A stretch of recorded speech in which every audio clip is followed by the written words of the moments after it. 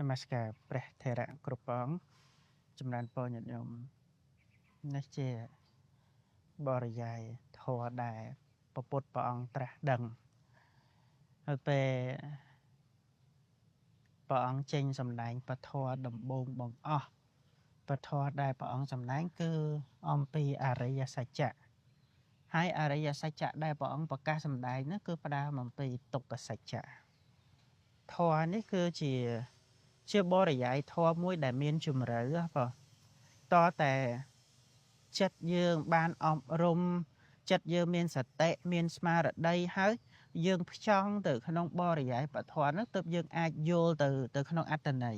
តែបើយើងត្រឹមតែអានហ្នឹងយើងអត់អាចស៊ីជម្រៅនៃបរិយាយពធនឹងបានទេអញ្ចឹងណា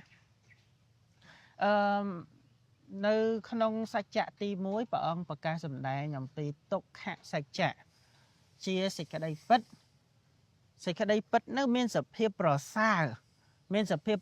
នោះគឺជាអីគឺជាទុក្ខសេចក្តីពិតដ៏ប្រសើរគឺជាទុក្ខហ្នឹងចង់និយាយថាធម៌ទាំងអស់ហ្នឹងវាមានសភាពជាទុក្ខអញ្ចឹងពិតមែនវាអត់មានប្រែប្រួលនាំជាសុខជាសប្បាយជាគួរដែលយើងគួរតែត្រេកអររីករាយហ្នឹងមិនមែនទេវាគឺជាទុក្ខហើយទុក្ខទី1ឈ្មោះថាជាតិទុក្ខជាតិទុក្ខនេះចង់និយាយថាការកើតការបានអត្តភាពបានកំណើតនឹងតែម្ដងអញ្ចឹងមនុស្សយើងដែលកើតមកទាំងអស់ព្រះអង្គសម្ដែងថាជាទុក្ខហេតុអីការកើតនឹងជាទុក្ខចំណុចទី1យើងសម្លឹងទៅលើការកើតហ្នឹងគឺនៅក្នុងផ្ទៃម្ដាយហ្នឹងគឺសត្វដែលកើតនៅក្នុងផ្ទៃម្ដាយហ្នឹងទុក្ខខ្លាំងណាស់បងហើយចំណុចហ្នឹងគឺយើងត្រូវឃើញថាអញ្ចឹងបើមានសភាពចង្អៀតឬអីក៏រើមិនកើតដែរបងដូចគេចាប់ចងជាប់ឬធ្វើអីមិនកើតអាហ្នឹងវាមានសភាពជាទុក្ខបែបហ្នឹងទោះបីជាកើតចេញមកហើយហ្នឹងដែលព្រះអង្គសម្ដែងថាជាទុក្ខដោយសារហេតុអីដោយសារមនុស្សយើងមានជាតិទាំងមកហើយត្រូវចាស់ត្រូវឈឺត្រូវស្លាប់បើគ្មានការកើតមកទេក៏គ្មានការចាស់មានការឈឺគ្មានការស្លាប់ដែរអញ្ចឹងជាតិនេះគឺជាប្រភពខាងដើមជាដើមចមនឹងតែម្ដងដែលនាំឲ្យមានទុក្ខទាំងអស់នេះបងអញ្ចឹងបានព្រះអង្គសម្ដែងថាជាតិទុក្ខការកើតការចុះការកឬក៏ថាការបាននៅខានអត្តភាពនឹងវាជាទុក្ខទុក្ខទី2ជារាទុក្ខមនុស្សយើងកើតមកហើយគឺត្រូវតែជារាបងគេចមិនរួចទេត្រូវតែថ្មិញបាក់ត្រូវសក់ស្កើត្រូវភ្នែកស្វាំងត្រូវស្បែកជ្រីវជ្រួញហើយកម្លាំងកាយអស់ទៅបន្តិចម្ដងភ្នែកក៏ផ្ដើមស្វាំងតិចក៏ចាប់ផ្ដើមថ្លង់អណ្ដាតក៏លែងដឹងរសដឹងអីអស់ហើយអាហ្នឹងអីគេបងចរិយាទុក្ខញាតិញោមត្រូវដឹងថាកើតមកកិច្ចពីចរិយាមិនបានទេបងត្រូវតែជួបចរិយាប្រយ័ត្នស្លាប់ពីក្មេងអានឹងអត់ជួបចរិយាអញ្ចឹងចរិយាតិទុក្ខនេះក៏ព្រះអង្គឲ្យឃើញថាកំណើតកើតមកហ្នឹងវាជួបទុក្ខច្រើនបងចរិយានេះគឺត្រូវតែជួបទុក្ខទី3មរណៈទុក្ខការបែកធ្លាយនៃខណ្ឌសេចក្តីស្លាប់ជាទុក្ខខ្ញុំគិតថាយើងគេចពីសេចក្តីស្លាប់បានណាគេចអត់បានទេបងត្រូវតែស្លាប់ញាតិញោមក៏គង់តែស្លាប់អាត្មាក៏គង់តែស្លាប់ចាស់ក៏ស្លាប់មានក៏ស្លាប់ចង់ស្ដាច់ចង់បរិជាចង់អ្នកសុំទានហ្នឹងក៏ស្លាប់ដូចតែគ្នាដែរគេចអត់រួចទេណាបងអញ្ចឹងបានព្រះអង្គថាកើតមកហ្នឹងវាត្រូវតែជួបសេចក្តីស្លាប់បើការកើតហ្នឹងនាំមកនៅសេចក្តីស្លាប់ក៏ការកើតហ្នឹងក៏ជាទុក្ខមរណៈហ្នឹងក៏ទុក្ខដែរទី4សោកកទុក្ខសេចក្តីសោករាល់ថ្ងៃជួបអត់ការដែលសោកសៅពេលដែលព្រាត់ប្រាសពីមនុស្សជាទីស្រឡាញ់ពេលដែលព្រាត់ប្រាសពីអ្វីដែលខ្លួនចង់បានសោកហ៎ពេលដែលគេនិយាយអីយើងមិនពេញចិត្តមិនសប្បាយចិត្តសេចក្តីសោកសេចក្តីក្រៀមក្រំសេចក្តីមិនសប្បាយចិត្តវាតែងតែជួបនឹងតែម្ដងបងកើតមកត្រូវតែជួបពេលដែលជួបសោកមិនបាច់ចាំឆ្ងល់ទេបងព្រោះមនុស្សយើងត្រូវតែជួបដូចគ្នាដែរ ទី5បរិទេវតុកការយំខ្សឹកខ្សួលអណ្ដើតអណ្ដកជាតុកគង់តែជួបតែបើហើយការយំខ្សឹកខ្សួលហ្នឹងវាតែងតែមានជាធម្មតាទេវតាក៏គង់តែយំដែរណាបើមនុស្សយើងកើតមកវាតែងតែជួបការយំដោយសារហេតុណាមួយអាចថាវិនិច្ឆ័យទ្រពវិនិច្ឆ័យញាតិកូនស្លាប់ម្ដាយស្លាប់ហ្នឹងតែយំខ្សឹកខ្សួលជួបទុក្ខ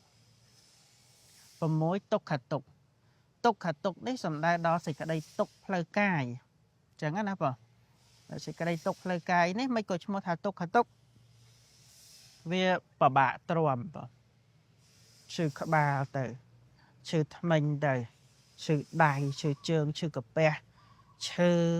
មានអីឈឺហ្នឹងបងមានភ្នែកឈឺភ្នែកមានក្បាលឈឺក្បាលមានដៃឈឺដៃមានជើងឈឺជើងដោយយើងកើតមកវាត្រូវតែជួបទុក្ខអញ្ចឹងណាបងយើងឲ្យឈ្មោះថាទុក្ខទុក្ខហើយជាទុក្ខផ្លូវកាយនៅនេះតសេច្រឡំបន្តិចបើដាក់ទុក្ខផ្លូវចិត្តទុក្ខផ្លូវចិត្តគឺចូលចំណុចទី7ទី7ទោមនស្សទុក្ខនេះគឺជាទុក្ខទោមនស្សដែលជាទុក្ខតាមផ្លូវចិត្តមិនមែនឈឺតែក្បាលឈឺតែដៃឈឺតែជើងទេបងទុក្ខទាំងផ្លូវចិត្តនឹងទៅទៀតវិបត្តិផ្លូវចិត្តវិបត្តិផ្លូវចិត្តហ្នឹងកើតទុក្ខយើងអត់សប្បាយតែដល់ពេលវិបត្តិផ្លូវចិត្តដ៏មានកម្លាំងខ្លាំងយើងលែងហៅថាទោមនស្សទុក្ខយើងហៅថាឧបាយាសទុក្ខសេចក្តីចង្អៀតចង្អល់តឹងតានក្នុងចិត្តហ្នឹងទៅថាដោះស្រាយអីមិនចេញទេពិបាករហូតដល់អ្នកខ្លះហ្នឹងលេបថ្នាំឲ្យបានគេងលក់ដោយសារអីមានសេចក្តីតឹងតានចិត្តអ្នកខ្លះទៀតអត់បានជួបសប្បុរសអត់បានជួបបណ្ឌិតទេពិបាកចិត្តចង់ទៅលោតទឹកក៏មានដែរអានឹងឧបាយាសទុក្ខព្រមានអញ្ចឹងទី9អបយេហិសម្បយោគទុក្ខជួបនឹងសត្វសង្ខារមិនជាទីស្រឡាញ់ពេញចិត្ត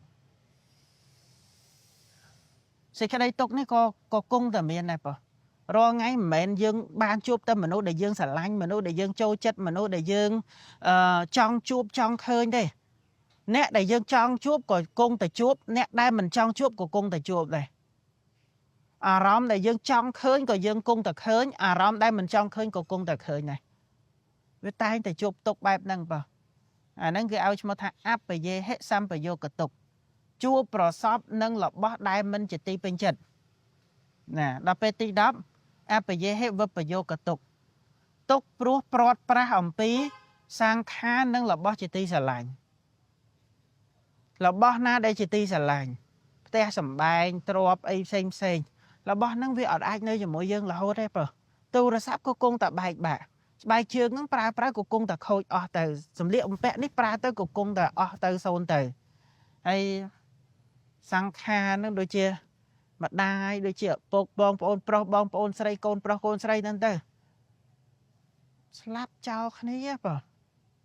អ្នកខ្លះកូនស្លាប់ចោលមុនក៏មានអ្នកខ្លះម្ដាយស្លាប់ចោលមុនក៏មានអ្នកខ្លះបងប្អូនស្លាប់ចោលហ្នឹងក៏មាន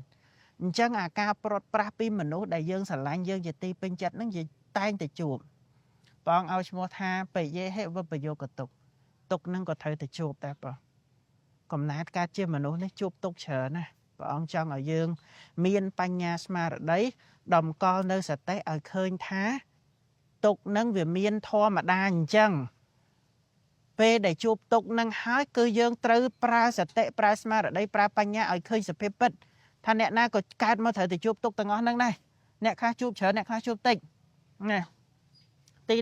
11យ៉ាំបិច្ឆੰណលបតិតាមបទុក្ខាំងប្រាថ្នារបស់ណាមិនបានដូចចិត្តវាអត់អាចរបស់ក្នុងโลกហ្នឹងតាមចិត្តយើងទាំងអស់ហើយបើពេលខ្លះវាអត់បានដូចចិត្តយើង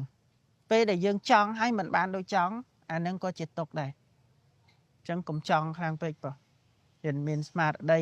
ចេះគ្រប់គ្រងសតិចេះគ្រប់គ្រងចិត្តឲ្យបានល្អចុងក្រោយសង្ខេតេនៈបញ្ចុបាទានខន្ធាទុក្ខាការកើតមានខណ្ឌនឹងជាទុក្ខនឹងតែម្ដងដែលបរិយាយព្រះអង្គសម្ដែងមកទាំងអស់នេះវាជាទុក្ខដែលឃើញបានដោយប្រកបណាបើព្រោះថាទុក្ខទាំងអស់ហ្នឹងមនុស្សទាំងអស់គ្នាងាយក្នុងការយល់ងាយក្នុងការឃើញជាងផង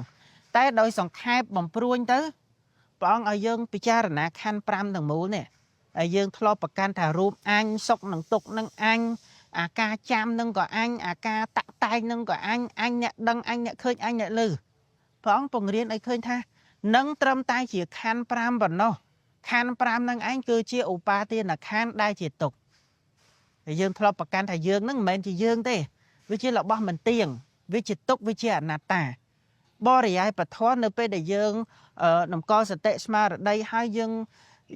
តម្កល់យោនិសោមនសិការៈទៅក្នុងបរិយាយពធយើងគង់តែអាចឃើញបានទេហើយឃើញបាននេះគឺឃើញដោយការស្ដាប់តែញាតិញោមត្រូវអប់រំចិត្តអន្